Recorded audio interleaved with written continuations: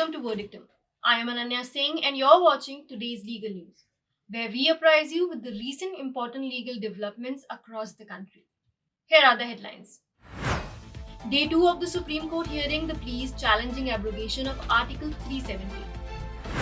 Allahabad High Court dismisses Gyanvapi Mosque management plea challenging ASI Survey. Illegal for a minor to be in a live-in relationship, holds Allahabad High Court. Parliament passes law allowing auction and mining of lithium reserves. Corp, formerly Twitter, challenges Karnataka High Court verdict. Now let's take a detailed look at the headlines. The Supreme Court's Constitution Bench, comprising the CJI D.Y. Chandrachud and Justices S.K. Kaul, Sanjeev Khanna, B.R. Gavai and Suryakant, continued to hear the pleas challenging the abrogation of Article 370 for a second day. Senior advocate Kapil Sibal argued yesterday and stated that Article 370 could not be abrogated as the Jammu and Kashmir Constituent Assembly never recommended it before being dissolved, and today the hearing continued with Mr. Sibal appearing for the National Conference Party leader Akbar Lod. He stated that substantive provisions of the Constitution, like the fundamental rights and directive principles of state policy, were made applicable to the state of Jammu and Kashmir, that also with concurrence.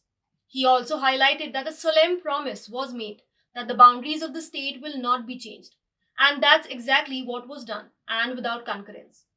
The CJI questioned what happens if the President is not making any exception or modification at all. Does that require concurrence or consultation? Justice Kaul posed the question whether there is a methodology to abrogate Article 370.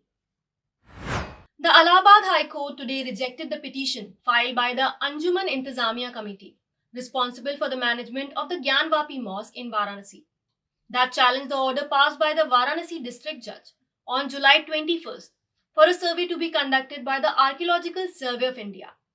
The scientific survey by the ASI was ordered to ascertain whether the mosque was built over a pre-existing Hindu temple.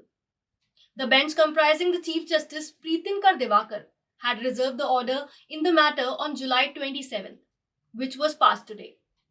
The order by the District Judge of Varanasi came on a plea filed by 4 Hindu women seeking the right to worship Ma Shringar Gauri deity that is placed inside the mosque. The Supreme Court on July 24th stayed the ASI survey till 5 p.m. on July 26th, so the Mosque Management Committee could approach the High Court. The High Court on July 27th extended the stay till August 3rd.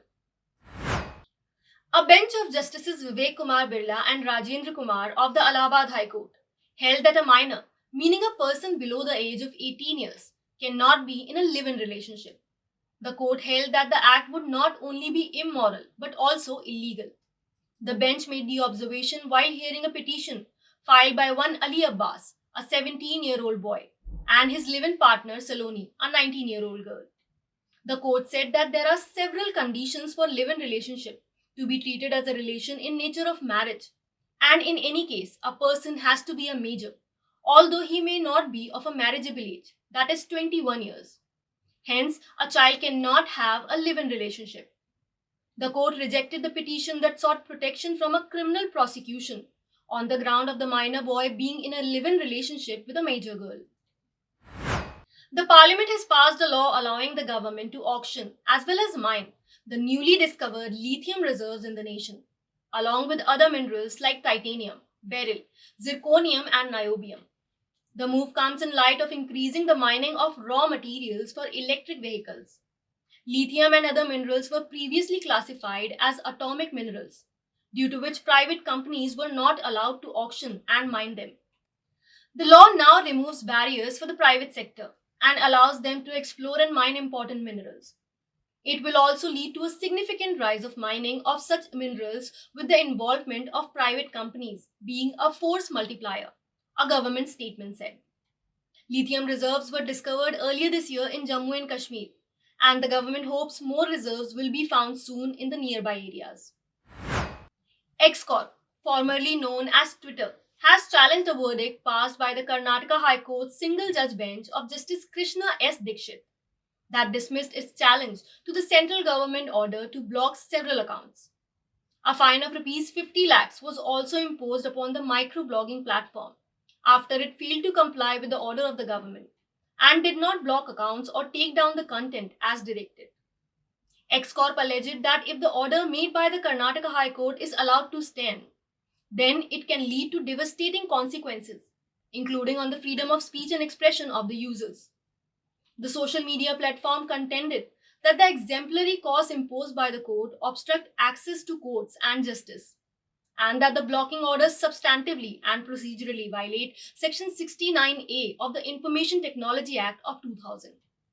Section 69A grants the center power to ask any agency or intermediary to block access to the public information generated, transmitted, received, stored, or hosted by it on any computer resource.